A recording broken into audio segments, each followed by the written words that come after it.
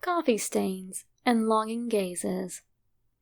Written by Amy Luffer 101 as a fanfic commission for Quiet Nerdy Too Small, and narrated by Red with Determination. All of us are from Archive of Our Own. If you enjoy this story, be sure to check out the author's other works and their Discord, Tumblr, and Twitter accounts. If you enjoy how this story was read, then feel free to send me suggestions or just listen to the other stories I've read. Thank you, and have fun. Summary. She looked terrified of him, so why did she ask him out?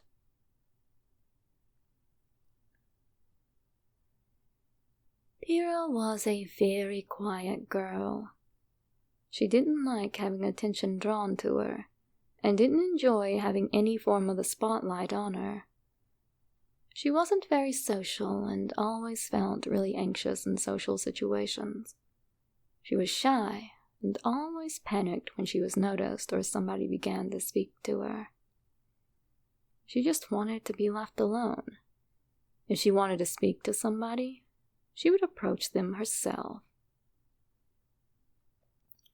She liked going to the coffee shop near her house in the mornings, early when there weren't too many people around. She could handle a few people, maybe 10 at the most, but she hated going in the middle of the day. She would start to feel anxious, and she'd always end up leaving before she could even order. It was always disappointing. Thankfully, it wasn't one of those days. She got up early enough that she could go and enjoy her coffee. Nothing about the day felt special. It all seemed ordinary and like nothing new was going to happen. So, when a giant skeleton walked through the front door of the coffee shop, she was pretty shocked. She had never seen him before, so it was a big surprise to her, and it was a shock to everybody inside.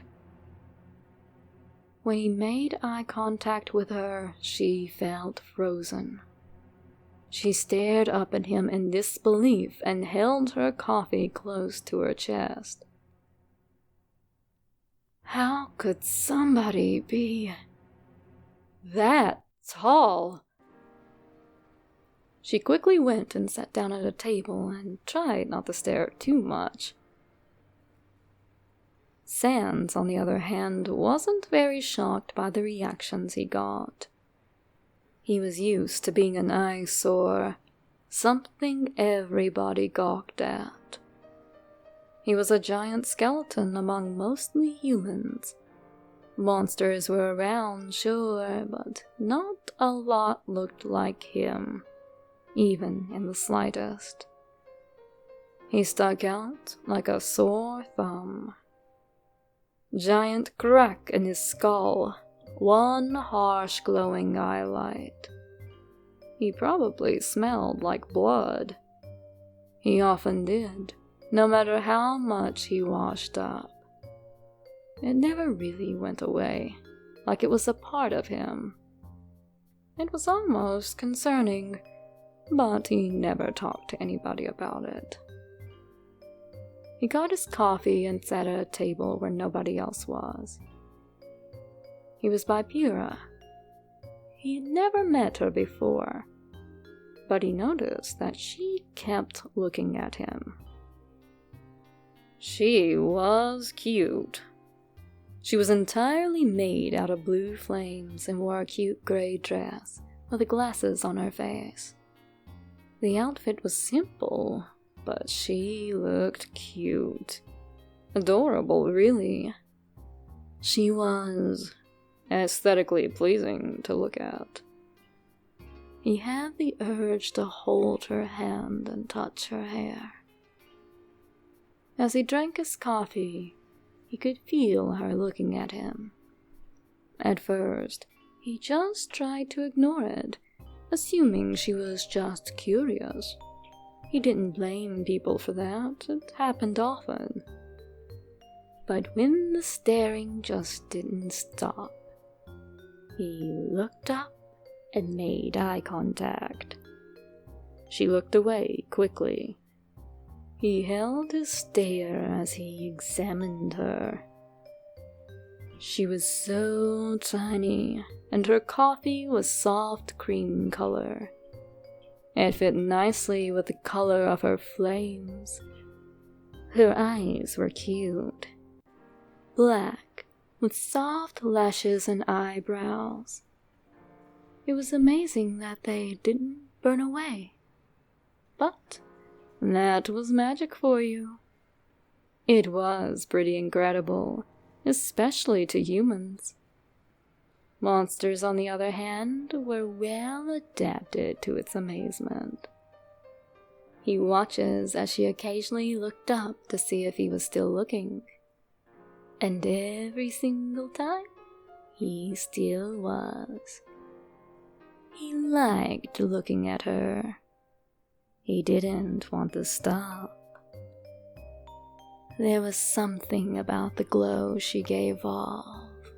It was inviting, warm. He felt drawn to it, like a fly to honey. He wanted to approach her, but he could tell she was terrified of him. She looked like she wanted to run away and hide every single time she caught him looking. He couldn't be too sure, but it also looked like she was shaking. He knew she was scared, and really, he couldn't blame her. He was a terrifying thing to look at, let alone be stared at by. He knew he needed to stop so he didn't scare her away, but he just couldn't. She was so beautiful. He wanted to ask her out, wanted to make something official and stop the creepy staring. But what could he possibly say to somebody like her? Hey, I'm a giant and you're tiny, but that's okay. Let's try and make babies together. He couldn't do that. He couldn't say a word. She would just run away and hide anyways. The last time he had feelings for somebody, that's exactly what happened. He approached them and tried to have a conversation, but they ran as fast as they could and didn't even bother looking back to see how that made him feel. He wasn't a person to these people. He was a demon of some sort. Something people had to stray away from, or else terrible things may happen. Needless to say, his self-esteem was less than satisfactory. He eventually forced himself to break eye contact, and when he did, he was surprised to hear her chair move out, and to see her walking towards him the next time he looked up. She still looked terrified. So frightened of him.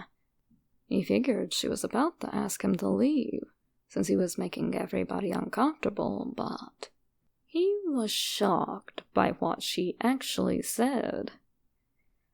"Do you want to go on a date?" She said the words so fast, Sans wasn't sure he heard her right. Huh? Sans didn't really know what to do with himself. Sitting in a restaurant with a cute girl wasn't something he ever expected to do, especially not now. Not with how he looked and acted. It was a surprise that she asked him especially. He always imagined himself asking somebody on a date, and then that person would laugh in his face.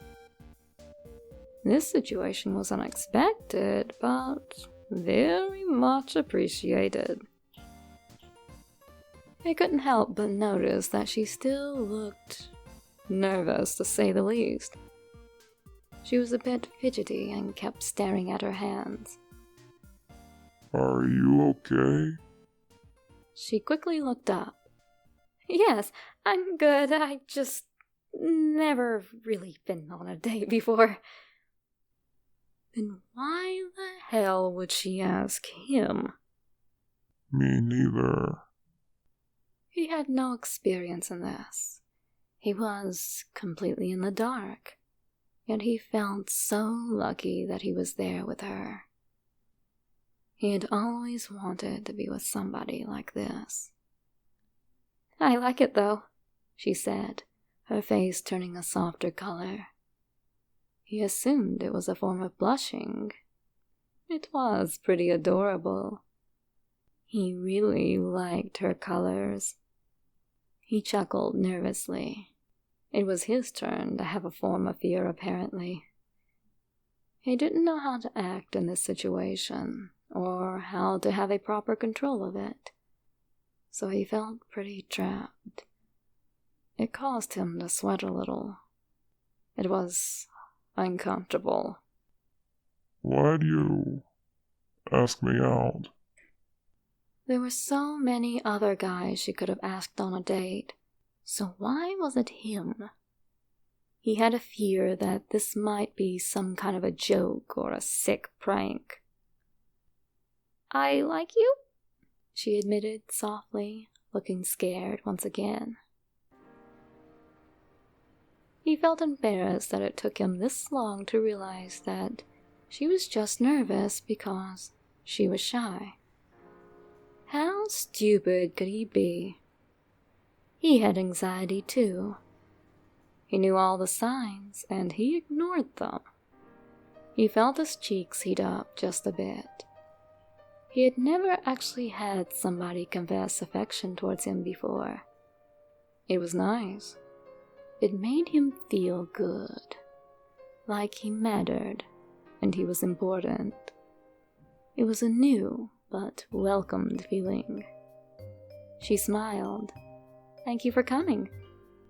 You're cute. He hadn't actually meant to say that out loud, but the reaction was cute. Her face seemed to heat up even more than it already was, as she stuttered out her next sentence pretty badly. Oh, thank you. I think you're cute too.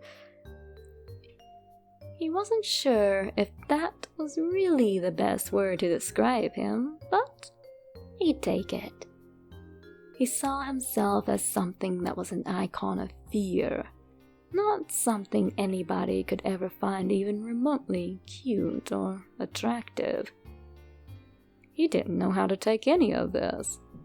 Was it being fed to him on a pretty heavy spoon? Cute? Me? Really? He didn't mean to sound ungrateful for the compliment, but he was very confused and wanted her to explain more. How could he be considered cute with a giant hole in his skull and one eyelid missing? She only nodded, not giving any further explanation. He didn't push for one. Thanks. A compliment was a compliment, and he didn't get them often, so he took this one happily. She blushed again and looked down at her menu, before glancing back up at him to make eye contact. If this relationship moved forward and got more serious, he would definitely help her work through her anxiety. He would do his best to make her feel comfortable and confident. What kind of food do you want? He wanted to eat her up. Anything? He wasn't picky.